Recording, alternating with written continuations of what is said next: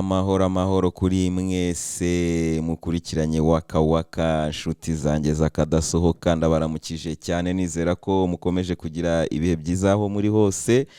Uyu munsi ni bya bindi bajya bavuga ngo mbibuba. Papa w'i Roma yemeje kuzajya aho umugisha aba bana bahuje ibitsina. Aya madini yanyu narabibabwiye, bamwe muri kujya mumbwira nabi ariko nkabwira ati mwaretse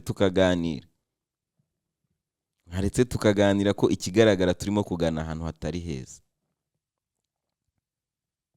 Ibyo rero nibyo nshaka ko tuganiraho mu kaganiro kagufiya kuri iyi podcast, ariko nk'uko mubizi tuba turi kumwe na KDB, ikinyobwa cyiza cyane. KDB badufitiye ibinyobwa byiza cyane, badufitiye whisky nziza cyane, bakatugirira dry gin nziza cyane, bakatugirira vodka nziza cyane. Ibi byose bikaba biri mu macupa wakwishimira gutereka imbere yawe. Bakatugirira kandi icupa rya litiro 3 rya red wine, bakatugira icupa rya litiro 3 rya white wine. Nge numva ko ni igihe cyo kuva kuri bwa buyoga bw'amafuti bamaze iminsi batwereka hirya no hino, tugahesha agaciro amafaranga yacu twinywera ibinyobwa bya KDB rero ushatse kuyirangura wahamagara kuri 0788505088. ndasubiramo 0788505088, ubundi ubuzima bukaryoha.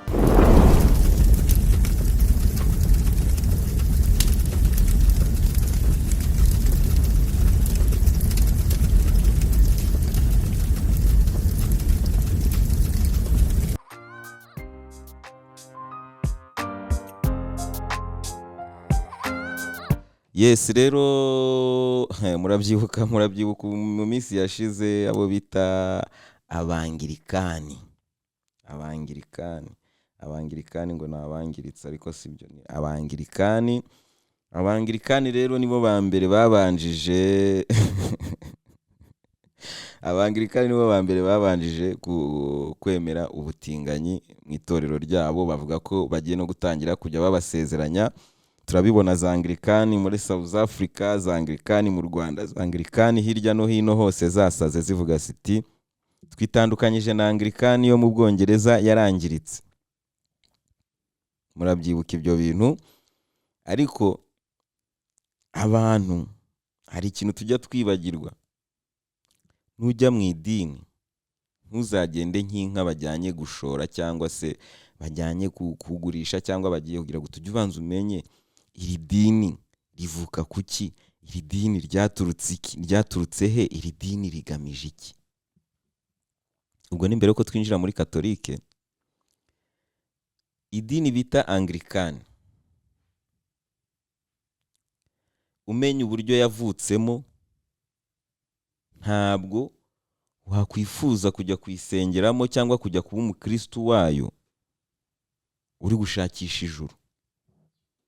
Niba Bibiliya uko bayibigisha n'ibiki byose byanditsemo ari byo, ubundi ntiwanyura muri Anglikani. Kubera iki? Anglikani ubwaryo ni itorero ryavutse mu kwifuza, ryavutse mu irari ry'umwami w'Ubwongereza. Umwami w'Ubwongereza yashatse kwirongorera undi mugore, bakamutanya n'uwo yabanaga nawe.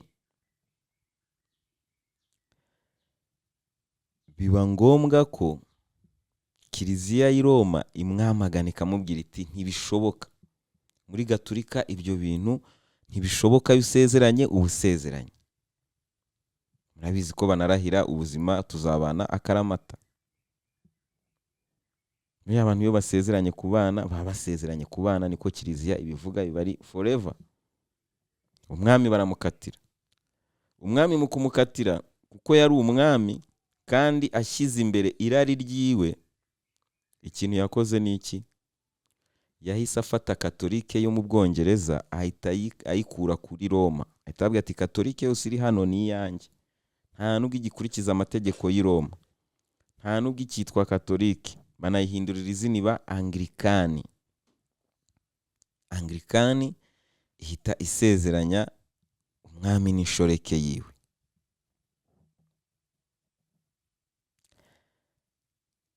imaze kubasezeranya iba idini ry'umwami cyangwa se idini ry'ubwami bw'ubwongereza. Ubundi idini ry'ubwami bw'ubwongereza ni Anglikani. Ni nayo mpamvu uyu munsi iyo urebye Anglikani ubona ko imisengere yabo, imigenzo yabo, uburyo baraguramo nako uburyo basengamo, ubona ko bahuje imigenzo n'abakatolike. Ni ikintu kitavuye kure cyane. Ubwo rero uyu munsi kuza ukavuga uti Anglikani yemeye abatinganyi, nitandukanyije nayo, twebwe ntago turi kumwe na Anglikani yo mu Bwongereza, buriya haba harabayeho ikosa ryo kumenya idini uhitamo n'impamvu yihisemo. Kuko se niba uyu munsi umwami w'Ubwongereza niba yifitiye irari ryo kubana n'uwo bahuje igitsina, ko ari ubashyiriraho amategeko, wagira ngo ni nawe musenga. Mu by'ukuri ni idini yiwe yemerewe guhita yemeza ibyo bintu. Namwe muri Kigali mwubatse amatorero, muri hehe mwubatse amatorero, South Africa mwubatse hehe amatorero, ubundi mwagombye kumva ko mwubatse ayo matorero mu izina rye, mwanayubatse mu masponsoro yiwe. Ibindi byo kuvuga ngo mwitandukanyije nawe, nimusohoke muri izo nsengero mugende mwubake izanyu, mubahereza ibyabo, naho ibindi bizaba ari ubujura. Mu by'ukuri kubera ko iyi dini mwayigiyemo mubizi ko ni idini igendera ku irari ry'ubwami bw'Ubwongereza cyangwa se ku by'ubwami bw'Ubwongereza bwifuza. Niyo mpamvu ngiye njya mbabwira ati Abanyafurika twaragowe kubera ko twateshejwe umuco wacu, duteshwa imisengere yacu, duhabwa ibindi bintu n'amazina, twitwa andi mazina avuye ku yindi migabane y'abasekuru tutazi, turabatizwa, ibyacu byitwa ibya shitani. Ariko nureba uburyo abakera babikoraga, uburyo mu kiliziya bikora imyotsi, karisitiya, kunama, kugira gute, biriya byose ntago bitandukanye no guterekera, nuko bimwe biri mu ruzungu ibindi bikaba ari ibinyafurika mu by'ukuri. Rero kera kabaye kiliziya imwe, ukwemera kumwe, gatigisimu imwe. Niyo ntegereje kureba ngo biragenda bite. Musenyeri w'i Kigali aravuga ati nitandukanyije na papa, nkuko twabibonye muri za Anglikani, cyangwa kiliziya irakomeza ibe kiliziya imwe. Ni ibintu wakwibaza, ariko ukanumva uburyo turi mu buyobe bw'amadini, twashyizwe mu buyobe bw'amadini.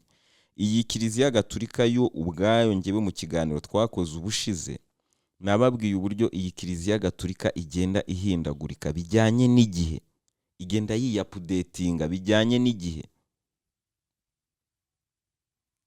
Kuko kera papa yabaga ahagarariye Imana ku isi, bataramenya ko hari indi mibumbe. Ibyo byaraje barabyapudetinga. Ariko nimwibuke ibintu byose Martin Luther King yashinjaga kiliziya, ibyinshi Martin Luther yashinjaga kiliziya, ibyinshi uyu munsi kiliziya yarabihinduye. Hari ibyo kuba wakoze ibyaha ukagenda padiri akagucikira ahubwo tuzatange miliyoni zingahe, ibyaha wakoze biraremereye bizahita bihanagurika. Hari ibyo kuba ugomba gutanga ngo ituro ngo rya purgatori. Hari ibintu byinshi muri kiliziya byagiye bihinduka uyu munsi. Ni ukuvuga ngo kiliziya igenda yiyapudetinga. Rero nibaza niba Imana itarapudeted, Imana itari ibizi ko ibi byose bizaba, ko isi izahinduka igahinduka kugeza uko imeze uyu munsi. Ese mu ijuru naho hagenda habayo iterambere ku buryo n'uyihagarariye hano ku isi tuvuga ko update arimo gushyira mu itorero cyangwa se muri kiliziya, no mu ijuru ziri kuba?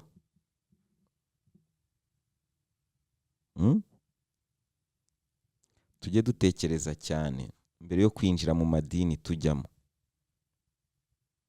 kubera ko aya madini si ayacu, ntari mu muco wacu, ntituzi niba n'abayahimbye badukunda.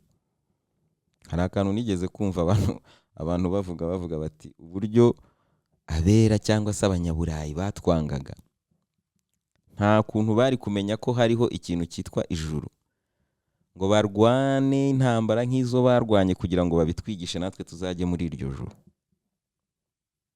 Murabibona uburyo bagerageza kuduhisha amakoranabuhanga yabo, uburyo ibintu byinshi bitugeraho bitinze, ibiki n'uyu munsi n'iryo juru bari kuba bari gukora ibyogajuru ahubwo bishobora kubagezayo badusize.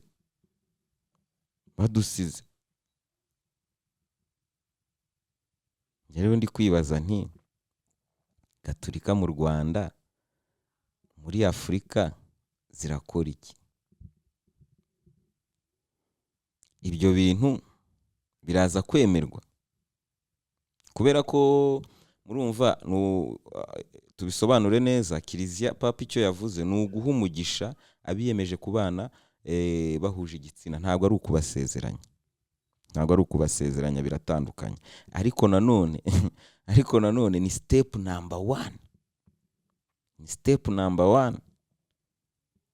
Papa akijyaho, uyu nguyu ubikoze nyine akijyaho, yavuze ko bafite ikibazo cy'ubutinganyi ari abana b'Imana, Imana ibakunda, nabo bagomba kujya bahabwa umugisha w'Imana. Abantu bavuga menshi, ariko uyu munsi Kiliziya yabyemeje. Ntabwo ari ibintu birimo kuganirwaho, ntabwo ari ibintu biri kugira gute, oya, ni ibintu byemejwe muri Kiliziya imwe, kwemera kumwe. Iri dini rero ryabaye nk'idini ry'umuco ahenshi aho ryagiye rikoroniza. Usanga abo bita abarejiyo, abo bita bya mu gitondo, ni idini riba rifite abantu benshi. Kubera iki Katolika igira abantu benshi? Kubera ko Katolika igira freedom. Muri Katolika habamo freedom. Nta muntu ukugendaho ngo wanyweye, ngo wagize gute, ngo ugendana n'aka ngo ujya, oya. Wopfa kuza mu materaniro yabo, muri misa zabo, ugatanga amaturo yabo, n'ibyo ubu uri umukatolike wuzuye. Niyo mpamvu usanga no muri Katolike harimo abantu benshi cyane. So rero ni ugukomeza tukabireba.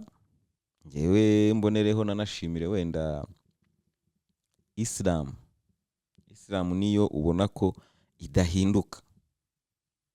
Islam ntabwo ihinduka, ntabwo ijyana n'ibigezweho.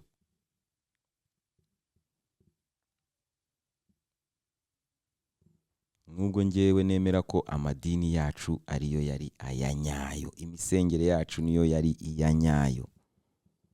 Twacishaga amasengesho yacu mu bakurambere bacu, bakayatugereza kwa Gihanga wahanze u Rwanda n'Abanyarwanda.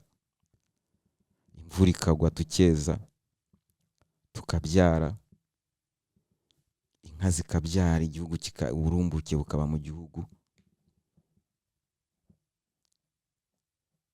Uyu munsi ntabwo tuzi ibintu biri kujya mbere mu by'ukuri. So ngenda baza abakatolike, umukatolike uri hano kuri iyi podcast Waka Waka, ntuturakarire, turi kuvuga ibintu ukuntu biri kugenda, ariko tubwire wowe na katolike yawe ni ikihe cyemezo ugiye gufata. Kitwandikire muri comment. Amahoro kuri mwese rero, iyi ni Waka Waka Podcast.